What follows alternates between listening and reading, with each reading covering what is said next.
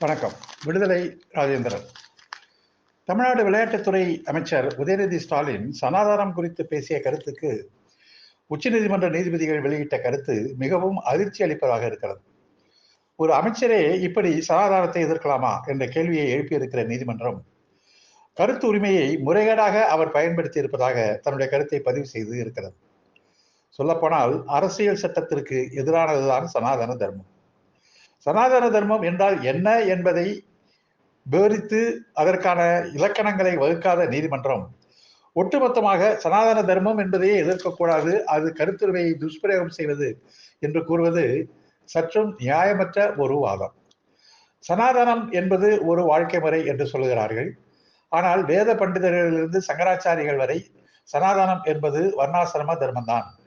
பிராமணன், சத்திரியன், வைசியன், சூத்திரன் என்ற 4 பிரிவுகளை உள்ளடக்கியதுதான் என்று கூறுகிறார்கள். கீதையிலே கிருஷ்ண பகவானும் இந்த 4 வர்ணத்தை காப்பாற்றுவதற்குத்தான் நான் அவதாரம் எடுத்து வந்தேன் என்று சொல்கிறார்கள்.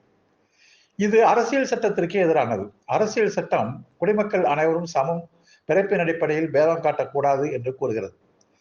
இந்த சனாதனம் என்பதுதான் நம்முடைய வாழ்க்கையின் லட்சியமாக கலாச்சாரமாக இருக்க வேண்டும் என்று சொன்னால் இந்தியாவில் நாடாளுமன்றங்கள் வந்திருக்கக்கூடாது, நீதிமன்றங்கள் வந்திருக்கக்கூடாது, அரசியல் சட்டங்கள் வந்திருக்கக்கூடாது. அரசியல் சட்டம் சனாதனத்தை காப்பாற்றுவதற்கு அல்ல, சனாதனத்தின் பெயரால் பாகுபாடுகள் காட்டுகின்ற போது அனைவருக்கும் சமமான நீதியை வழங்கி அந்த பாகுபாடுகளை அகற்றுவதுதான் அரசியல் சட்டத்தின் வேலை.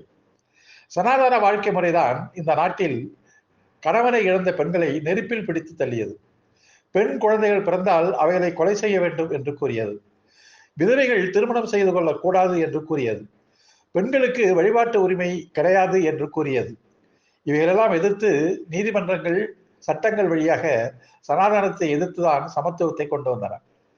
சபரிமலை ஐயப்பன் கோயிலில் பெண்கள் நுழையக்கூடாது என்பது கூட மாற்றப்படாத ஒரு சனாதன வாழ்க்கை என்று சொல்லப்பட்ட போது இல்லை இல்லை, பெண்களுக்கு அங்கே போவதற்கு உரிமை உண்டு என்று கூறியது இதே உச்ச நீதிமன்றம் தான் என்பதை நீதிபதிகள் மறந்துவிடக்கூடாது.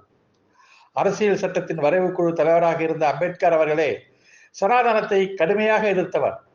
அதற்காக அரசியல் சட்ட நிபுணர் குழுவாக இருந்த அம்பேத்கர் மீது குற்றவாளி கூண்டில் நீதிமன்றங்கள் ஒருபோதும் நிறுத்த முடியாது. வள்ளலாரிலிருந்து வேத மதத்தில் சீர்திருத்தங்கள் செய்யப்பட வேண்டும் என்று கூறுகிற அத்தனை பேரும் சனாதன எதிர்ப்பாளர்களாகவே இருந்திருக்கிறார்கள்.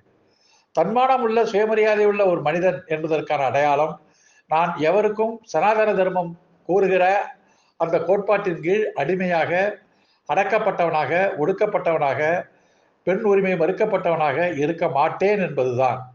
இதுதான் சனாதன தர்மத்தினுடைய எதிர்ப்பினுடைய உள்ளடக்கம்.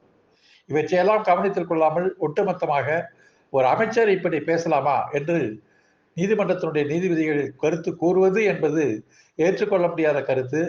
இது அவர்களுடைய சொந்த கருத்தாக இருக்கலாமே தவிர சட்டத்தின் நீதியாக, சட்டத்தின் கருத்தாக ஒருபோதும் இருக்க முடியாது. சிந்திப்போம். நன்றி, வணக்கம்.